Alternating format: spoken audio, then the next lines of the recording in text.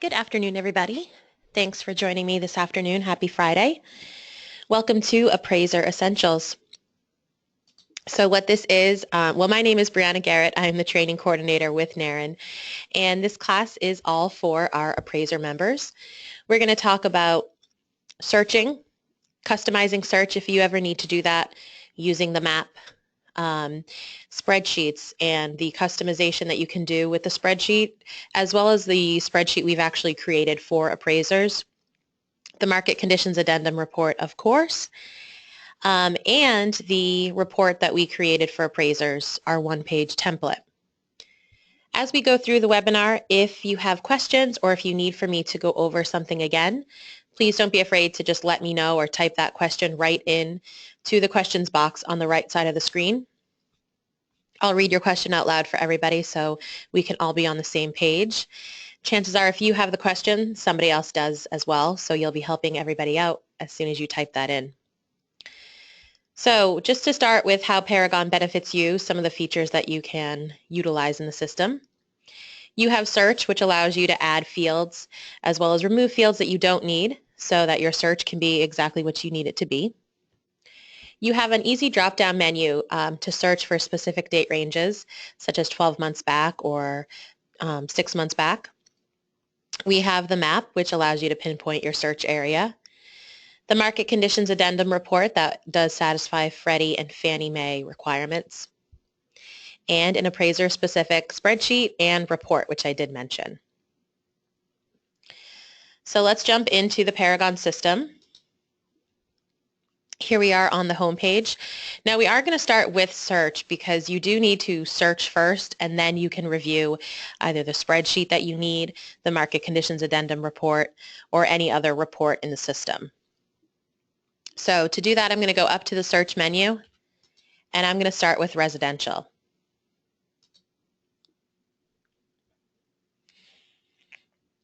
So that opens up our default search template. If you scroll through this form, there are a lot of fields here. And the good thing about it is you can take away the fields you don't ever need and add more fields that you do need. First, I just want to talk a little bit about entering data onto this search form because some of the fields have multiple ways that you can do that. Anytime you have a magnifying glass at the end of the field, it means that you can either start typing in the box or use the magnifying glass.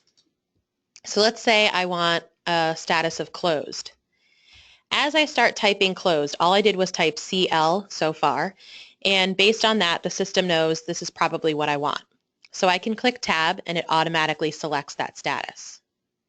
The magnifying glass is good if you need to make a bunch of selections or if you don't know what's behind a field so you don't even know what to type. The magnifying glass will show you everything. It is a pop-up where you can make multiple selections at once. Click Save, and that tells the system you want to populate all of those criteria. You don't need to use the magnifying glass. I always like to stress that because some people tend to think that they do, and it's just an option. You don't ever have to use the magnifying glass. You can just type in the status you need right into the field. Scrolling down, you'll see for the price you have low, high, and then for bedrooms, bathrooms, things like that, you have minimum and maximum fields. The way these fields work is I can put a 2 in the minimum and I can leave the maximum blank, and that's going to return results with 2 or more bedrooms. If I put a 3 in the maximum, leave my minimum blank, that is going to return results with 3 or less bedrooms. If I put in exactly 3 in the minimum and 3 in the maximum, then I'm going to return results with 3 bedrooms. And of course, I can put a range, 2 to 3, 2 to 4, whatever it might be. You also have features. Features is where style is located. Features is where amenities and exterior features, interior features, heat, fuel, cooling, all of that is located in features. These boxes, they say must have, you have must not have, and must have one or more. Must have is your and search, and must have one or more is or. And these are autofill / lookup fields, which means I can start typing or I can use the magnifying glass. So if I want, for example, only colonials, I can put that into the must-have. I'll start typing, and there it is. I click Tab, and my selection populates. If I need first floor master, I can start typing in master, and that returns first floor master. If you needed waterfront, I always say type water F for that so that you are guaranteed waterfront. If you just type water, you get all the other hot water, stormwater, all that stuff. If you know part of the phrase that you're looking for, just start typing it into the box and it's going to appear as an option. The magnifying glass will give you everything. When I click on that, it looks like an overwhelming box here, but these little blue bars are containers, and you just need to click that drop-down arrow on the left to open it up. So I can open up driveway and say I need it to be a paved driveway, so I can put that in must-have.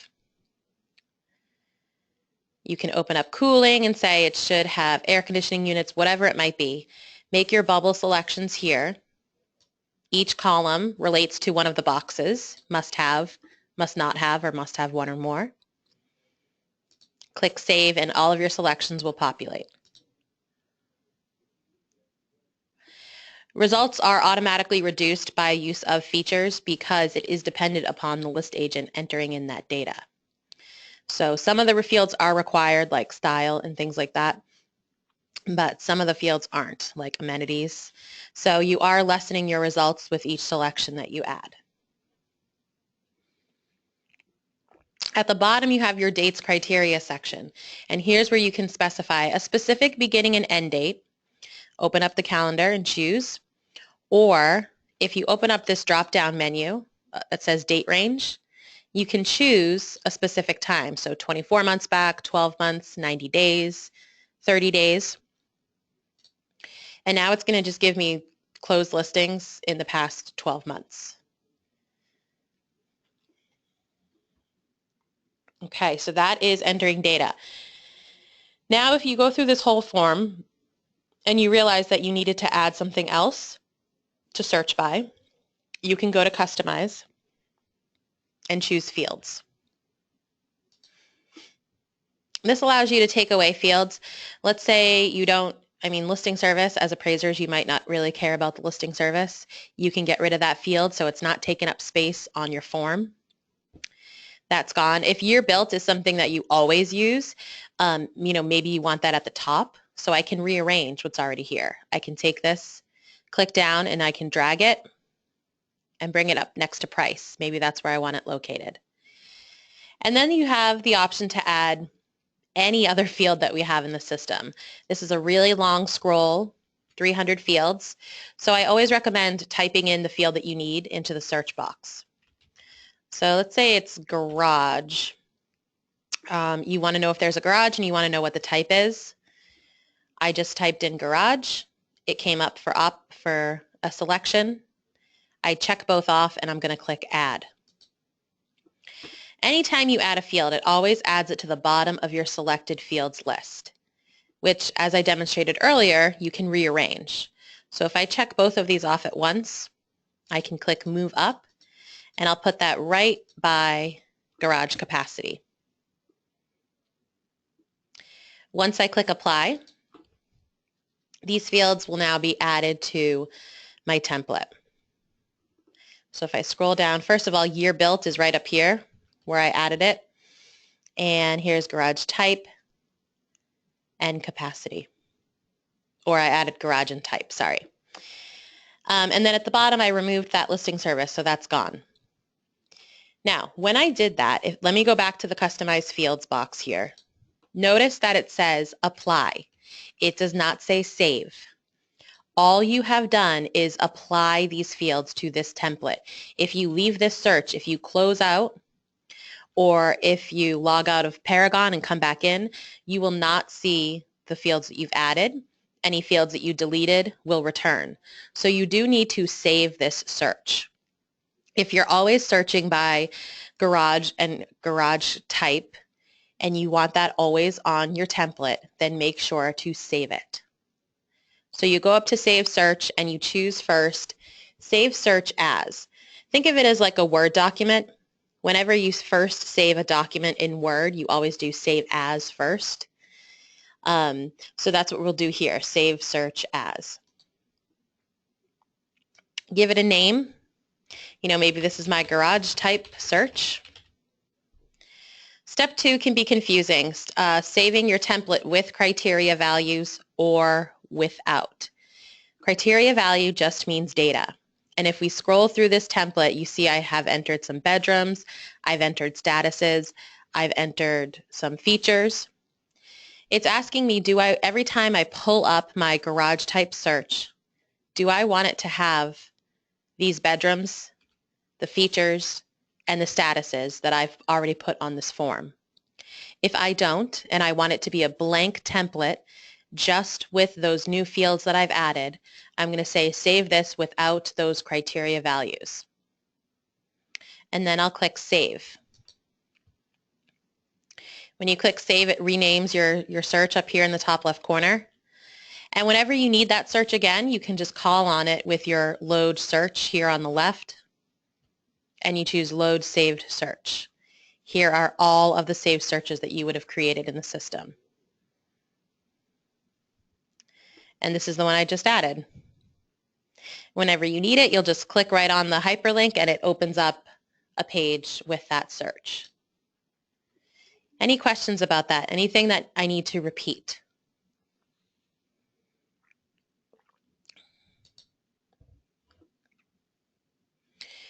Okay, I do also want to talk about map-based searching. Now, with the map, you don't actually need to enter any location information on this search page. All location information is added actually on the map. So what I always recommend with map-based searching is that you don't even need to enter much data onto the search at all. What I recommend is statuses for sure, because if you don't put a status, even though you may narrow down to a certain area on the map, it's going to bog down your search with a lot of statuses. Or I should say a lot of listings, because it's the history of the whole area will come up. You can also put a price range. You could also put bedrooms. But you're really just searching in a different way on the map. It's going to pull up those listings, and then you can refine the criteria after. So it's not too important to put the bedrooms and prices and all that stuff first, but status is. So I'm actually going to do just actives and under contracts right now. And I'm going to clear everything else out. I'm going to use my criteria summary box here on the right and just hit the X to get rid of all that criteria except for my statuses. Now I can click on the map. The mapping field is a big long gray bar, and you can click anywhere. You can click anywhere in this field or use the globe icon. And that opens up the Bing map. Where it initially drops you is wherever your office is located. So I'm in Concord. This has no bearing on your search. You can start your search from anywhere. At the very top of the screen, you have the address search box, and this is where you put in where you want to start your search. You could put in a specific property, so 1 Main Street, Bedford, New Hampshire, for example, or you could just start it right in the center of the town. And you could also use a zip code if you're in an area that, Manchester, New Hampshire, for example, has multiple zip codes. So if you wanted to start in the center of just one section, you would use the zip code. Always, always, always, unless you put zip code, always, always, always put the state.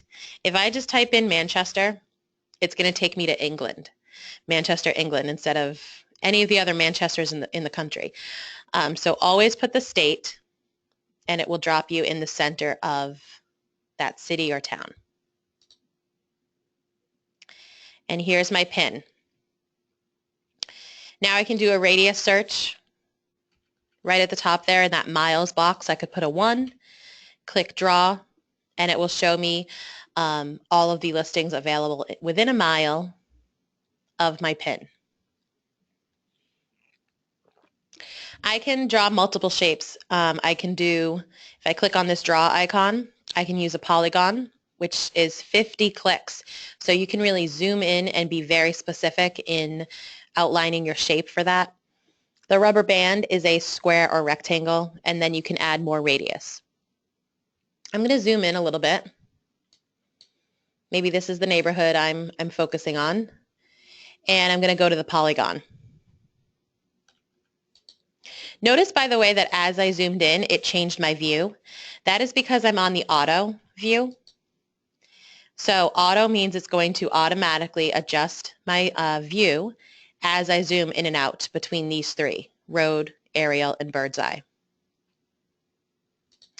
All right, so I'm going to go to the polygon here. Need to click it again. And just outline this neighborhood, and maybe I'm going to go over here too.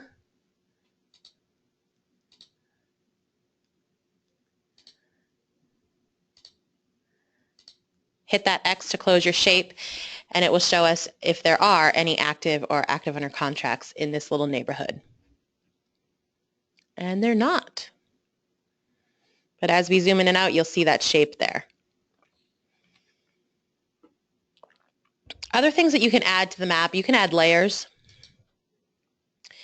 FEMA floodplain layers as well.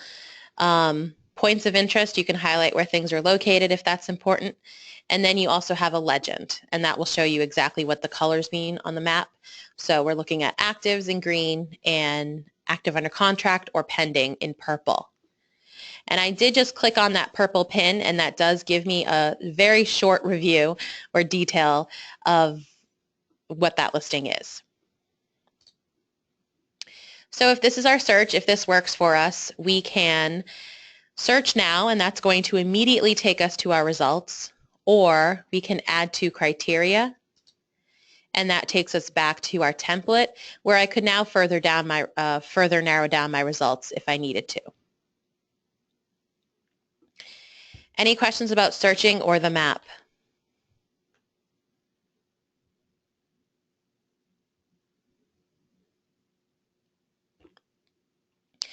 All right, everybody. So I'm going to leave active and then also put closed. All right, so I have 130 results. I'm going to go ahead and click search. Initially, that's going to take me to the spreadsheet. And I want to talk about the spreadsheet because it is very customizable.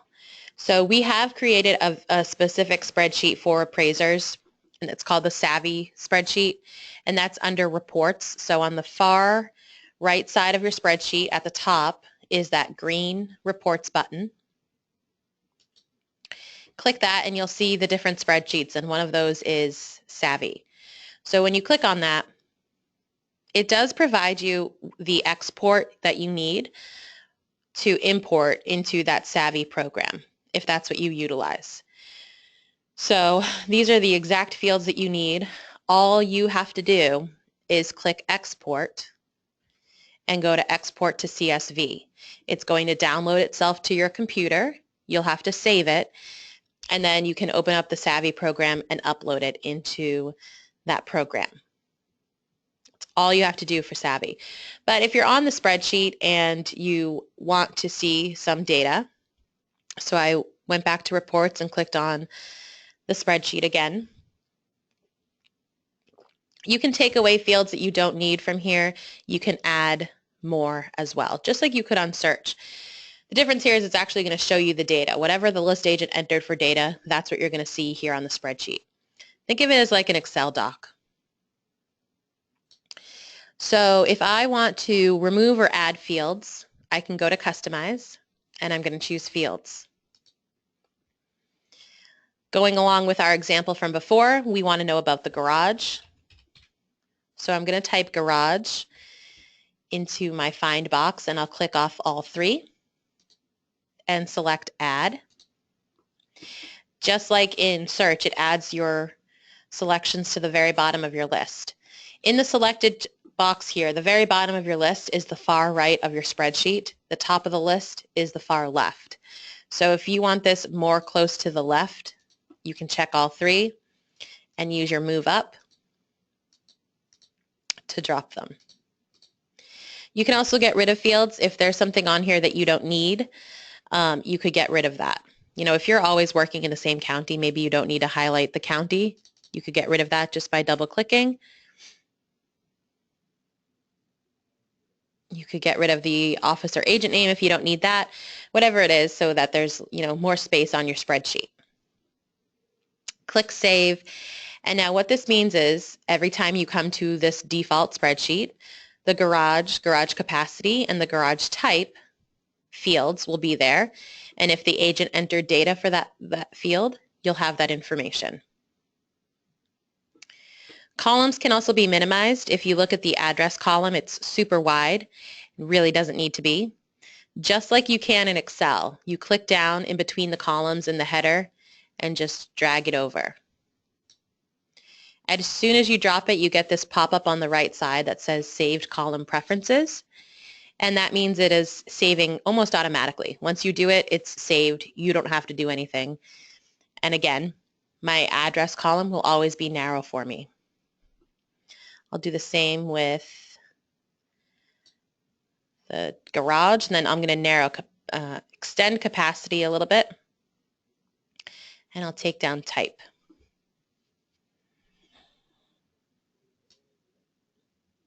So truly, the point of the spreadsheet for both you and for agents is whatever the data is that you need to see with regard to a listing, you can have it right here on the spreadsheet. You don't necessarily need to go to another report. You may be looking at even more data than agents, depending on what it is that you're looking at. But the fields that you need to see, they can all be added.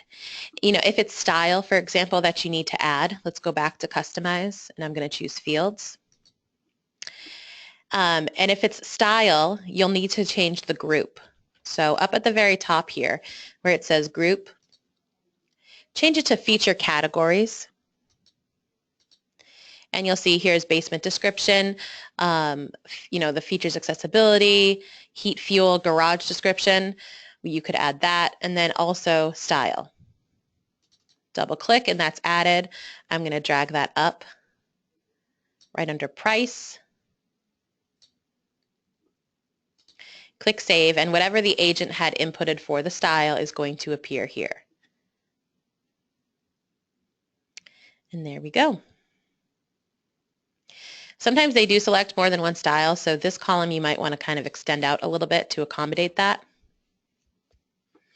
But all the information that you need can really be posted right here on your spreadsheet. It's all about you customizing it. And this can be exported as well. Just export to CSV and you'll find it opens up Excel. CSV is comma separated value, but it really just opens up Excel. And you can, or whatever program you have that's similar to Excel, and you'll have that data.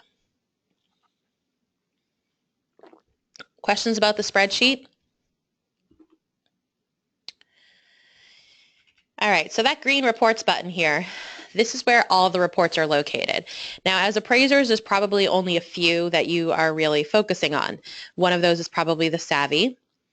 If you find reports that you like, or the reports that you use most often, what I recommend is that you make them a favorite. You'll notice here that there's a bunch of different folders, and it can be challenging, especially since you're all new with Paragon, to really remember where something was located. So you don't have to memorize it, just make it a favorite. To make it a favorite, you'll want to click down on the report. Don't double click, just click and hold and drag. And as I slowly drag, you'll see that blue bar kind of following my mouse, and that is the report that I'm pulling up. So I'm going to drop it as soon as I see it along with my favorites here. I'm just going to let my mouse go, and there's that report. I can do that with the Savvy. I'm going to go into details, and I'm going to do that with the Appraiser one page that we created. Click down and drag that up. If you have a bunch of folders open, I always recommend closing them so that your drag is shorter. close them out so that you can shorten your drag.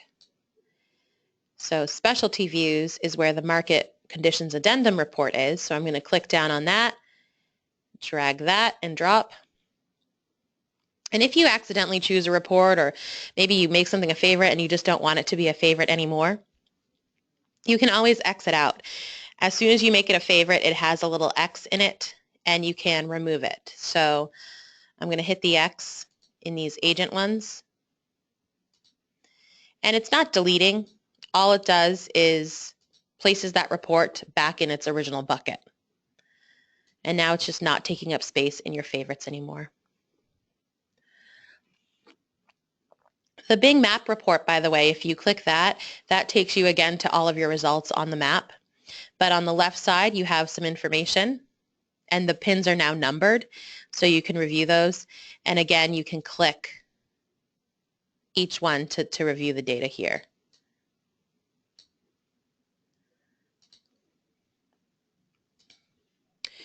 One thing I like to mention in every single one of my classes is returning to the search screen. So right now we're looking at our results. If we realize that we did something wrong here, or we just want to go back to our search page just to review that criteria, a lot of people are thinking that they have to close out of this tab and start over. And I can promise you that you don't. Where you want to do that is you look to the sub tab, okay? So you have the blue text here in the sub tab. The blue text is your active page, and you have black text. The black text is the page that you can go to. So we're on the spreadsheet. I'm going to click the black text, and that takes me back to the search screen. If I make any changes here, I'm going to want to click search to refresh my results. Otherwise, if I don't make any changes, I'm going to go back to my sub tab and see how my search is now blue, because that's the active page. So I'll click the black text on the right, and it takes me back to my results. The reason it does it that way is because you can run multiple searches at once. You can click that green new search button 2 more times so that you can run 3 residential searches at once. And everything stays under each sub-tab, the search and your results together. And as you begin to start running multiple searches at once, you'll see that that process makes sense. Okay, so the market conditions report, that is under reports, and it is for you under specialty views. I've moved mine up to my favorites. So I'm going to click that. It gives me a little pop-up, do I want to include all listings? Because I haven't selected any. So it is going to include all. Let's cancel. And I'm going to just select a few. All right, so I'm going to go now back to the market conditions report. And now I have the choice, do I want to include all or just the selected 8? And I can also include the search criteria. And I'm going to generate the report. So only 8 listings, that was very quick. But here's the information it gives you. This does run sort of in the opposite order of how you would think, okay? So you have 7 to 12 months in the first column, and you have current to 3 months in the last column. It's kind of backwards. Scrolling through, so it starts off with year 1, current to 12 months, and then year 2, 13 to 24. And then it lists out all the listings that you included. So remember, I only had 8. And then you have an explanation of the results down at the bottom. At the very top here is that search criteria that I elected to include.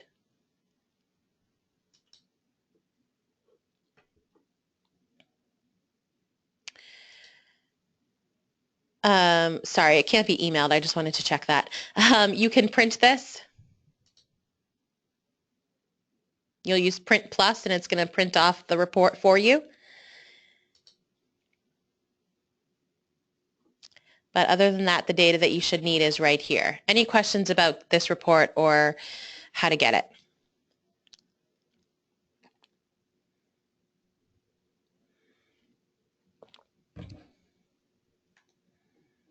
All right. Everyone's quiet this afternoon. Is it because it's Friday afternoon and we're ready for a weekend? All right, the other report I just want to point out is the Appraiser one-page template. So again, I have moved that to my favorites. If you haven't yet, you'll find it in the details folder. Now we did create this at Appraiser requests. So this should be pretty conducive to what you need because it was based on some appraiser input as well. But there's quite a bit of information on here. The reason it's referred to as a template is because it is customizable. So if for some reason there aren't fields here that you need, you can add them just like you can everywhere else. So the way to do that, I'm sure you can guess, is by going to Customize, and you'll choose Fields. If this is overrun with data that you don't need, you can get rid of it, and if there's more information, you can add it. Whenever you're customizing a report, look to the very top and it's going to give you some directions. The white section is customizable by double-clicking. The gray section is not. So any of the gray areas, feel free to ignore because there's no changes that you can make. But any of the white sections, you are able to make updates. So if you scroll down, this section doesn't have much information. So I can double-click. And, maybe I don't ever work with condos or mobile homes, so I could actually get rid of all of this. I can click Remove. Remove all, and it automatically takes away all of those fields. And now I can add in whatever fields I actually do need, from whatever's not there. And I will say a lot is on here, but if there's more that you need, you can add those just by clicking, selecting Add, and then you can hit Save. It does give you a preview almost of exactly how it looks. Do know that it's not going to stop you from adding fields. So let's say I just go through real quick and I'm going to select a bunch. That's a lot of fields. Once I click Save, it's going to let me click Save. But see how it is cutting it off? So it will let you add like infinite amount of fields. But here is where you want to double check, have I overfilled this box? And in my example, I have. So I'll need to go back and remove those fields.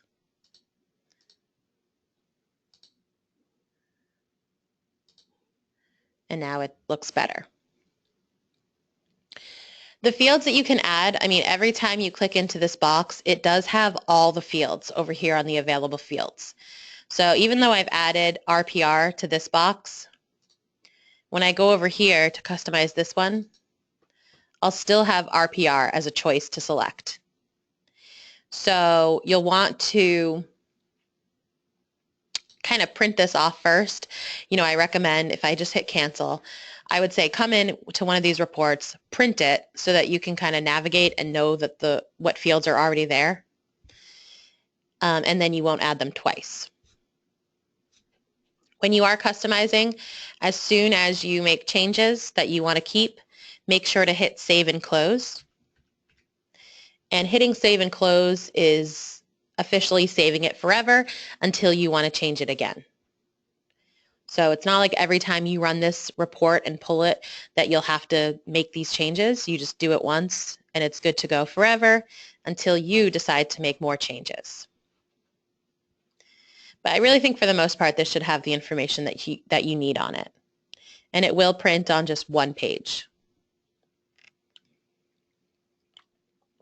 Also with printing, if I just click the red back button here, it's going to take me back to my spreadsheet. Make sure that if you're ever wanting to print multiple listings at a time, you do want to click Print Plus for that. Print Plus allows you to print multiple listings, and it also lets you actually choose the report you want to print. If you just click Print, it will always only print one listing, and it always just prints whatever is exactly on the screen. So for right now, it's going to print off this information here, exactly how it looks on the screen. If I were looking at another report, maybe that Appraiser one page, even though I've selected 8 listings, it's still just going to print off the one that I'm currently looking at. Print Plus is what allows you to say, I want to print off all 8 that I've selected, or maybe I actually want to print all of them. And I'm not going to print the spreadsheet, so I'm going to double click. And I want to print the appraiser. Double click that, click print here, and you'll be good to go. You do not have to check the box in order to print it. The check is so that you can just hit remove. You don't have to check it off if you want to print it. Notice also that the reports I set as my favorite are the reports that are at the top here. So once you make something a favorite, it's going to be listed at the top of your available reports for printing. So another reason to make it your favorite.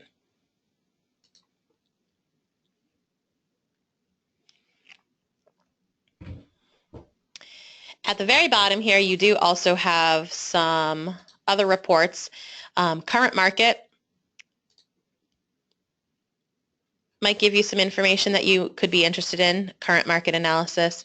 You have a sold price and a sold market report. And that gives you dollar volumes, average price, medians, average days on markets, all of that information. So that's the very last bucket in this whole reports folder section. So do take a moment to kind of look at those. And again, you don't need to memorize where it's located. Once you like it, click down, drag it up, and it's always at the top for you. Okay, that's all I have. So what questions do you have for me? Or is there anything that you were hoping that would be discussed that I didn't mention?